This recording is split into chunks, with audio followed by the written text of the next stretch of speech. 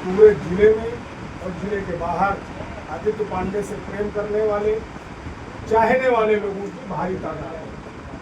अभी भगवान परशुराम जन्मोत्सव था, वहाँ हमने दिखाया जो हमारी पार्टी का कार्यक्रम नहीं था। हमने पार्टी के नेताओं को अतिथि के रूप में जरूर आमंत्रित किया था, लेकिन वो मेरा और मेरे लोगों का, मेरे समाज के लोगों का कार्यक्रम था और वहाँ दसियों हजार की भीड़, 400 कम से कम 4 व्हीलर, सैकड़ों लोग साल हो गए। और हमारी जो खेती है उस पर 229 बीजी सरकारी नलकूप लगा हुआ है।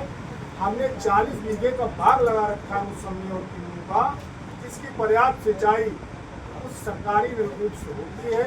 जहाँ भट्ठा है उससे लगभग 1 किलोमीटर दूर हमारी जो, क्योंकि ये सालों से चला नहीं है, क्योंकि आवश्यकता नहीं है उसकी। लेकिन देखिए, पूरी तरह राजनीतिक षड्यंत्र है। मेरे पास कोल्ड स्टोरेज है, इसमें डिग्री कॉलेज है, मेरे पास इंटर कॉलेज है। मेरे परिवारिक जनों के घरों में कम से कम 10 घरों में आरोपित किया गया कि आशीष पांडे जो हमारा भतीजा है उसने अवैध कनेक्शन ले रखा है। ये इसको आप जब देख लीजिएगा, ये मुकदमा दर्ज हुआ है बिजली चोरी का। क्या पूरा मामला है, किन जो विरोधियों का आप नाम ले रहे हैं, कौन लोग हैं, और आगे आपने बताया कि अब तमाम वरिष्ठ नेताओं से आपने बोला कि क्या आश्वासन मिला? देखिए, मैं भारतीय जनता पार्टी का सक्रिय कार्यकर्ता हूँ। मेरी जिम्मेदारी थी कि अगर मेरा कोई पक्ष है तो मैं आपके बीच में रखने से पहले अपने संगठन को और अपनी सरकार को पूरी तरह से अपना पक्ष प्रस्तुत करूँ। उसी कड़ी में मैं कल माननीय ऊर्जा मंत्री से, ऊर्जा राज्य मंत्री जी से, माननीय डिप्टी सीएम साहब से मैंने मुलाकात की। प्रदेश अध्यक्ष जी से मैंने 4 दिन पहले दिल्ली में ही मुलाकात कर ली थी और क्षेत्रीय अध्यक्ष प्रकाश पाल जी से मैंने परसों मुलाकात करके अपना पक्ष रखने का काम किया। एक राजनीतिक षड्यंत्र है और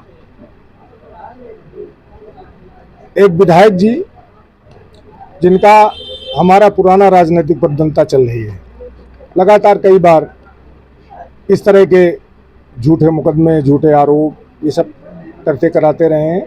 आप लोगों को मालूम है, अभी 1 साल नहीं हुआ है हमारे खिलाफ एक माननीय जी के बेटे ने मुकदमा लिखाया था कि मैंने उनसे गुंडा टैक्स और रंगदारी मांगने का काम किया। मैं मीडिया में नहीं आया था उस वक्त, क्योंकि हम संगठन के आदमी संगठन के पास गए। वर्तमान विधायक है। संगठन ने हमारी समस्या को समझा, बातचीत की और बैठाल करके इस मामले को उन्होंने निस्तारण कर दिया। हमें कोई दिक्कत नहीं है, आप लोग छाप देते हो, इसके बाद अगर मैं क्लीन चिट पाता हूं तो ये तो मेरा विशेष सौभाग्य है। अब से नहीं, पिछले 27 सालों से जब मैं राजनीति करने फतेहपुर में आया था और 35 साल का नौजवान था, तब पहला आरोप लगा था झूठा इलेक्शन के दौरान कि मेरे भाई ने एक दलित की हत्या कर दी।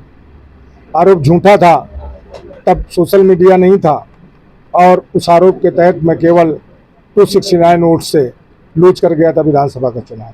7 में निर्वाचित हुआ। मकसद क्या है पीसी का? बीसी का मकसद अपना पक्ष रखना है जी जी। कि मैं निर्दोष हूँ, मेरे खिलाफ षड्यंत्र किया गया, गहराई से इसकी जांच होनी चाहिए और जो षड्यंत्र में शामिल रहे हैं उनके खिलाफ एक्शन होना चाहिए। बिजली विभाग के एसी पर भी आप तमाम आपने आरोप लगाया कि वो मिलकर उनके साथ काम कर मैंने किसी का, मैं एसी या किसी पद का नाम नहीं लिया।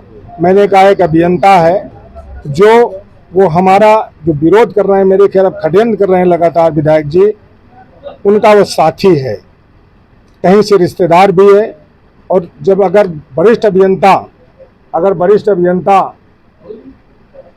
अगर बेईमानी करने पर उतारू हुए षड्यंत्र में शामिल है तो फिर नीचे के अभियंता बेचारे कर्मचारी क्या करेंगे?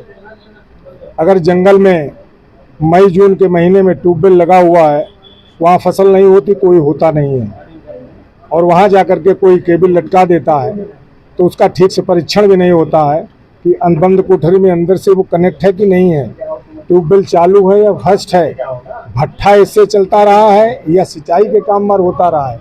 बाहर सड़क में खड़े होके उसका वीडियो बना दिया जाता है और तत्काल मुकदमा दर्ज कर दिया जाता है। इस समय जो आरोप आप लगा रहे हैं तो वर्तमान विधायक है कि अब बहुत ज़्यादा आप सब समझते हो, आप बहुत वरिष्ठ पत्रकार साथी हो, आपको कुछ बताने की जरूरत नहीं है। मैंने बता दिया कि जो भूमाफिया हैं जिन्होंने बिल्की से लेकर कानपुर तक तमाम वक्त की, गरीबों की, कमजोरों की विवादित जमीनें खरीद करके आधी बिल्की को कब्जा कर लिया है, जो आज भी रिंद नदी से लेकर के और गंगा नदी के कछार तक आज भी रात दिन खनन कराते हैं। जो छोटू पटेल गरिमा ट्रेडर्स 7.5 करोड़ की जिसने किसानों की बेईमानी की थी उसके साथ हैं, वो उनका कॉन्ट्रैक्टर है, उनके विधायक निधि के काम कर रहा है, इतना बताना काफी है। किन किन लोगों की शिकायत आपने की है शीर्ष नेताओं से?